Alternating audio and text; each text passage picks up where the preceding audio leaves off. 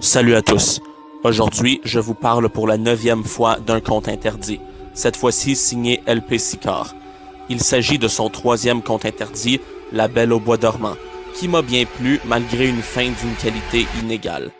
Mais avant toute chose, laissez-moi vous dire de quoi ça parle. Hélène cultive un rêve puissant, être enceinte.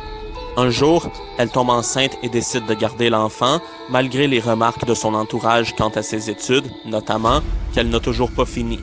Cependant, son monde s'écroule lorsque son gynécologue lui annonce que sa fille a de fortes chances de naître difforme, handicapée, son espérance de vie s'annonçant limitée à quelques années à peine. Toutefois, quelque chose peut être fait pour changer la donne. Des chercheurs pourraient modifier la génétique de son enfant afin que la petite naisse en parfaite santé. Hélène accepte. Le jour J, la petite Aurore naît. Elle est magnifique. Hélène ne peut être plus heureuse. Les premiers mois se déroulent sans problème, mais Hélène apprendra, suite à un épisode assez effrayant, que le développement de la petite Aurore se fait beaucoup plus rapide que chez les autres enfants. Qu'ai-je pensé de ce 3e conte interdit écrit par LP Sicard? Franchement, l'écriture est toujours aussi belle, l'histoire tient en haleine, là-dessus aucun souci, le mystère autour d'Aurore ainsi que de l'opération qui lui a permis de naître en santé plane dans l'air d'une manière, ma foi, très intrigante. Plus l'histoire avance, plus l'envie d'avoir réponse à nos questions accroît, et j'ai bien aimé le coup de l'enveloppe et la photo, ça fonctionne très efficacement sur moi. Cependant, la fin m'a quelque peu déçu. Je l'ai trouvée franchement décevante par rapport au reste du roman. En fait, je l'ai trouvée un peu trop facile par rapport au reste du roman, où les événements étaient bien plus recherchés dans leur originalité. La fin m'a donné l'impression d'avoir été bâclée par rapport au reste.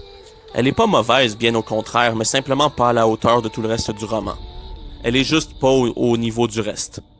Et j'en suis ressorti avec un petit arrière-goût de déjà-vu. Encore une fois, elle est pas mauvaise, juste trop commune avec d'autres fins qu'on a pu voir notamment au cinéma. Sinon, que dire? Les dialogues, loin d'être ratés, sont tout de même impactés de cette espèce d'inconsistance dommage.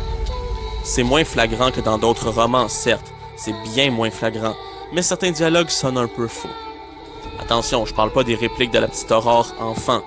Eux, c'est cohérent avec les événements survenus, qu'ils soient si bien formulés, qu'elle ait un dialecte soigné n'est pas illogique.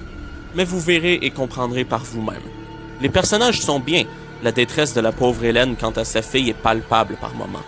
J'ai vraiment aimé ce 3e conte interdit signé LP Sicard. En conclusion, La Belle au bois dormant vaut en masse le détour. LP Sicard signe ici, à nouveau, un bon roman d'horreur. L'histoire aborde des thèmes nouveaux dans la collection des contes interdits, et c'est franchement bienvenu. Ça amène un bon petit vent de fraîcheur. La modification génétique prénatale est ici traitée d'une manière qui donne franchement froid dans le dos. Je vous recommande ce conte interdit. C'est tout pour aujourd'hui et je vous dis à la prochaine pour une toute nouvelle chronique. Allez, salut!